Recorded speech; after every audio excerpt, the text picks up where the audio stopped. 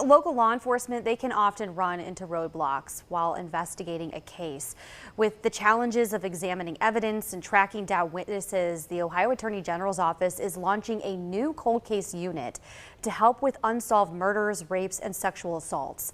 I had a chance to interview Attorney General Dave Yost about the new technology that he believes will help, and we spent time talking about the fight to block money meant for the nuclear bailout and police training reforms. You are starting a cold case unit. It reaches out to law enforcement agencies to help them with some outstanding cases that they may have and the backlog of all the other things that they're working on right now. Why do you believe now is the time to throw more resources at this? What kind of resources do you have that might be a little bit more current than what they were working with when they originally started those investigations? So the pace of technology is accelerating. Every year we have new techniques and the science is better.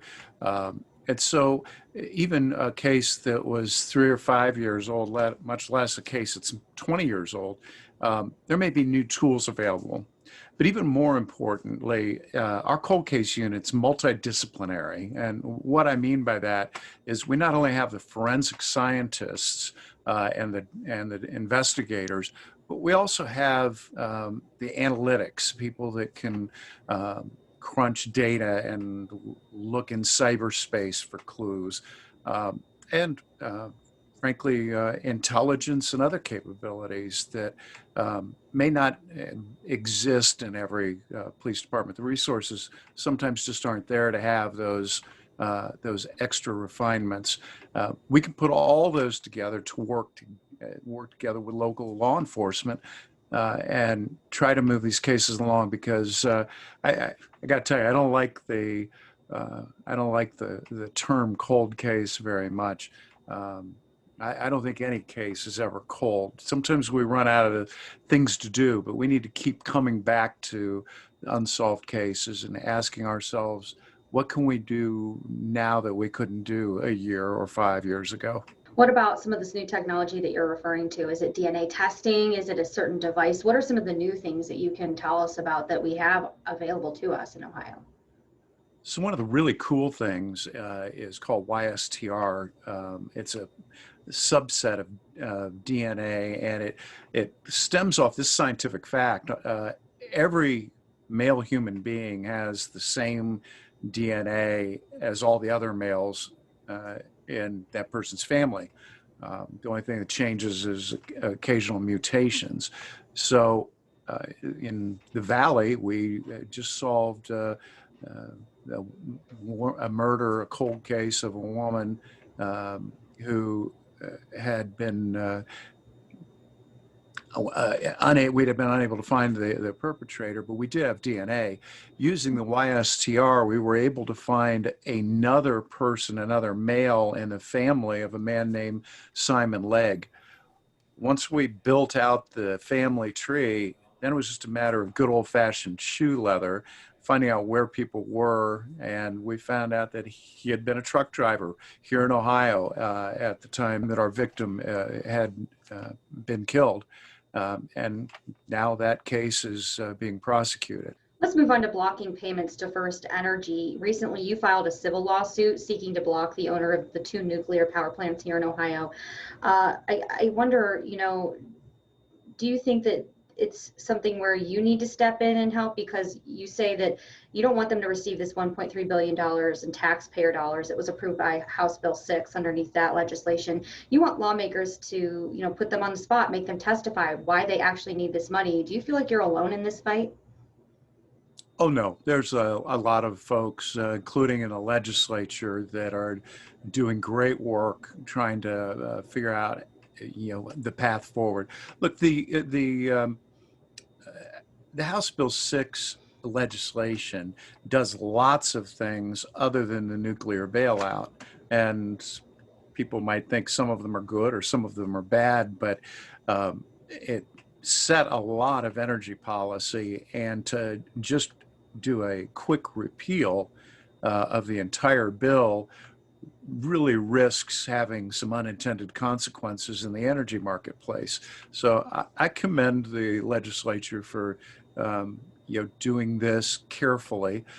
But in the meantime, the clock is ticking, and while they're doing their due diligence, I think it's important for us to be trying to get to the bottom of this corrupt action by First Energy and Larry Householder, the former speaker, and to make sure that the folks that acted corruptly don't get the benefit of those ill-gotten gains. One of the things you mentioned is that you didn't want them to be able to get this money also because they did not open up their books prior to House Bill 6 passing. In fact, we had local state reps from the Valley, Michelle Lepore-Hagan and Sean O'Brien, telling me in a report that I did on renewable energy sources that they wanted to see First Energy's books, and they weren't able to do that.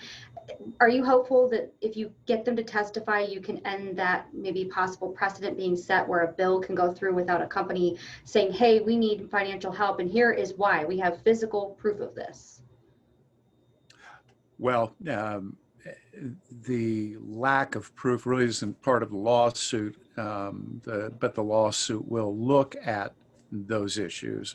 And yes, I think that now Energy Harbor is the name of the company that owns the nuclear plants. I think they owe an explanation of why they think they need all that money. They just engaged in a stock buyback, which benefits their shareholders by increasing the price of the stock. But if they have money to do share buybacks, I don't know why they should be getting a subsidy from the ratepayers of Ohio. Where does this case stand right now in the legal process? So we filed our lawsuit, and the court has set a discovery schedule. We're waiting for the defendants to file their answers to our lawsuit. I think it'll be at least a year before we know anything, and could take longer. This is a complex piece of litigation. After we saw some unrest protests across the country in the wake of George Floyd's death, you had mentioned that you'd like to talk about some police reforms and maybe make some changes or start the conversation.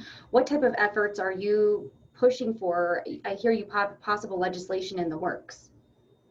So we've been working all summer with stakeholders, with leadership in the law enforcement community, as well as community leaders and legislators, to try to accomplish some meaningful reform.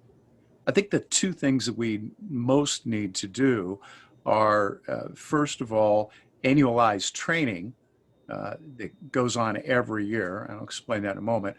And the second is we need to have a licensing system, just like we do for doctors and lawyers and plumbers and electricians, where you can lose your license if, in fact, you act badly.